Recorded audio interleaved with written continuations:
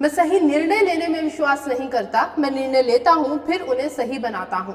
शक्ति और धन मेरे दो मुख्य हित नहीं है। कैसे रही होगी वो शख्सियत जो कभी भी परिस्थितियों के अनुकूल नहीं चलती थी, लेकिन परिस्थितियों को ही अपने अनुकूल कर लिया करती थी। Yes, we are talking about the true champ of India, Shri Ratan Tata sir, who died at the age of 86 on 9 October 2024. He died at the Beach Candy Hospital in Mumbai, where he was admitted due to his age health-related issues. A few days ago, he posted on his Instagram handle that there was no cause for concern and he was in good spirits. So let's read that post on his Instagram handle. I'm aware of recent rumors circulating regarding my health and I want to assure everyone that these claims are unfounded. I'm currently undergoing medical checkups due to my age and related medical conditions. There is no cause for concern. I remain in good spirits and request that the public and media respect refrain from spreading misinformation. Sincerely, Ratan Tata. सो ये उनकी post थी जो उन्होंने हाल ही में अपने Instagram handle पे करी थी। बहुत सारे र्यूमर्स आने शुरू हो गए थे और उन्हीं र्यूमर्स को दबाने के लिए, बंद करने के लिए सर ने ये पोस्ट जो है अपने इंस्टाग्राम हैंडल्स पे करी। और जब उन्होंने इंस्टाग्राम पोस्ट करी थी सो बहुत सारे उनके जो शुभ चिंतक थे उन्होंने भी राहत की सांस ली। दे वर हैप्पी कि रतन टाटा सर जो हैं वो अपनी एक अच्छी हेल्थ में है और ये सिर्फ रेगुलर चेकअप है। लेकिन बाद में खबरें आई कि उनकी जो हालत है वो लगातार जो है हेल्थ है वो गिरती चली गई और 9 अक्टूबर 2024 को उनके निधन की भी खबर आ गई। इस खबर ने पूरे देश को झंझोड़ कर रख दिया, पूरे देश को हिला कर रख दिया। उनका कोई हेटर तो नहीं था, लेकिन जितने भी उनके शुभ चिंतक थे और एक एक पर्सन, चाहे वो लीडर हो, चाहे वो बिजनेसमैन हो, चाहे वो आम आदमी हो, हर कोई जो है उनके इस डिमाइज से हिल गया। रतन टाटा सर अपने पीछे एक महान विरासत छोड़ के गए हैं और हम सब उनकी इन महान विरासत से जो है कोई ना कोई सीख लेकर अपनी भी ज़िंदगी जो है हम अच्छी कर सकते हैं। अब किस वे में, किस तरीके से हम उनकी महान विरासत को श्रद्धांजलि दे सकते हैं, उनकी ज़िंदगी को श्रद्धांजलि दे सकते हैं, श्री रतन टाटा सर को श्रद्धांजलि दे सकते हैं। हम बहुत छोटे लोग हैं, हमारी औकात नहीं है उनको इस तरीके से श्रद्धांजलि देने की, हम नहीं दे सकते, हम उनका जो है मुकाबला नहीं कर सकते, लेकिन एक छोटी सी कोशिश कर सकते हैं। तो सबसे अच्छा जो तरीका है उनको श्रद्धांजलि देने का मेरे अकॉर्डिंग वो यही है कि उनकी उस महान विरासत को हम हमेशा याद रखें, उसके बारे में हम बात करें। We have to talk about it so that we should remember how he was, वो कैसे थे, क्या करते थे वो अपनी ज़िंदगी में, और वो कौन सी बातें थी जो श्री रतन टाटा सर को रतन टाटा सर महान बनाती थी। एक्चुअल में हमारा हिंदुस्तान का रतन वही थे, ट्रू जेम ऑफ इंडिया।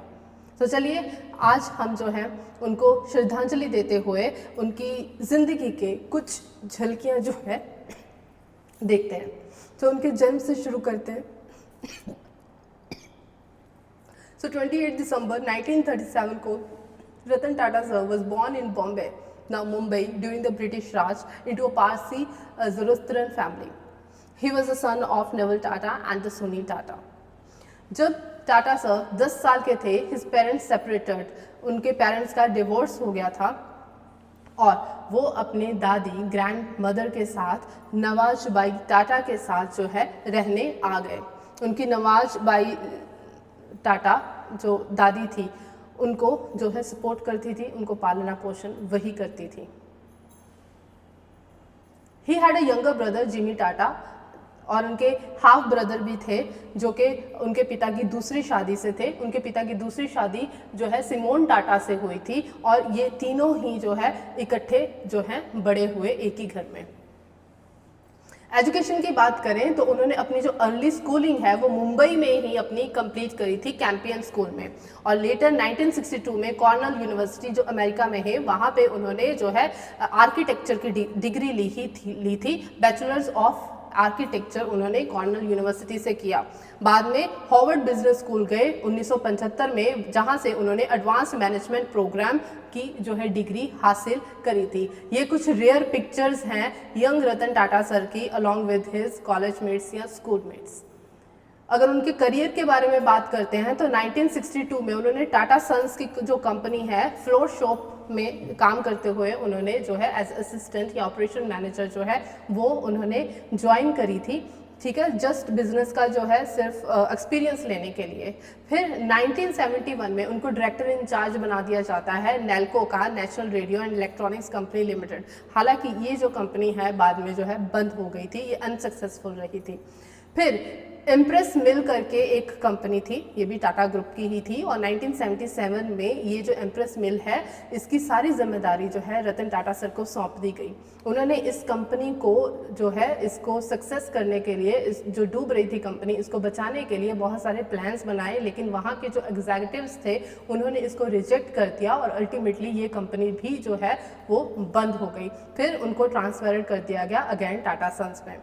1991 में उन्होंने जे.आर.डी. टाटा को जो है सक्सीड किया as the chairman of the Tata group, और अपने इस टेन्योर में जब वो चेयरमैन थे टाटा ग्रुप के, तो उन्होंने बहुत सारी इंटरनेशनल कंपनीज जो हैं वो एक्वायर करी, उनको खरीदा। उनमें से सबसे फेमस जो है वो क्या है, जैगुआर लैंड रोवर कंपनी, ठीक है, जैगुआर लैंड रोवर जो है इन्होंने जो है खरीदी। और भी इंटरनेशनल कंपनीज थी जैसे टेक्ले टी और कोरस स्टील्स जैसी कंपनियों को, और बहुत सारी इंटरनेशनल कंपनियों को जो है under the leadership of Ratan Tata, Tata Sons company acquired.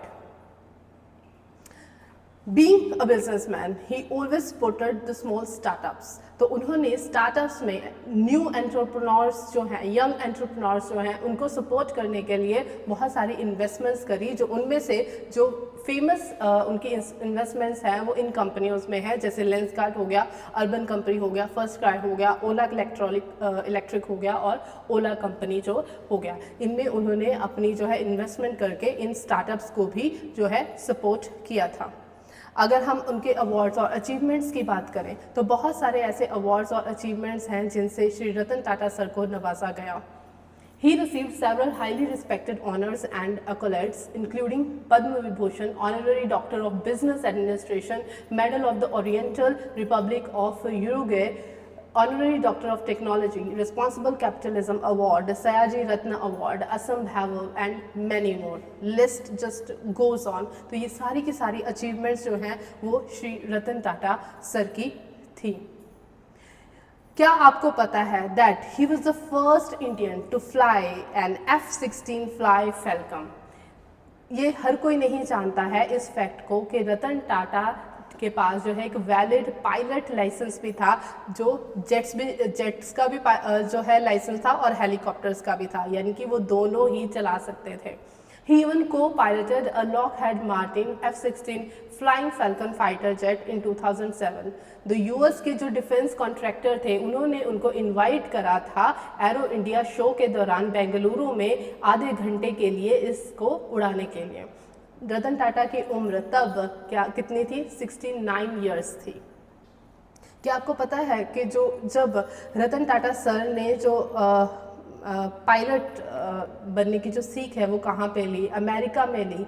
तब सर जो है उसकी जो फीस भरते थे तो उन्होंने नई नई जॉब्स करी थी वहीं पे अमेरिका में रह के एज स्टूडेंट। तो जॉब्स करके, छोटी छोटी जॉब्स करके सर ने पैसे एकत्रित करे और उस पैसों से अपनी जो है फ्लाइंग स्कूल की जो है फीस पे करी थी।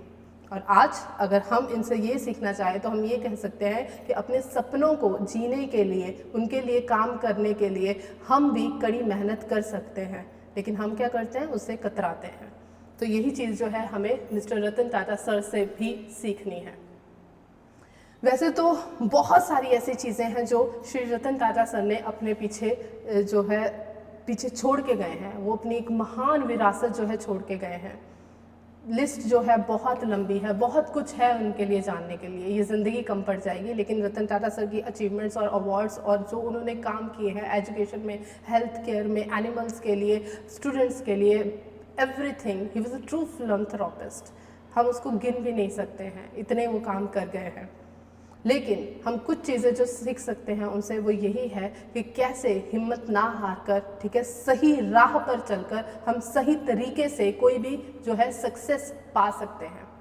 एंड में मैं इस सेशन को इसी तरीके से जो है उनकी लाइंस के साथ ही कंक्लूड करूँगी वो कहते थे, never compromise on your values and principles even if it's a hard way.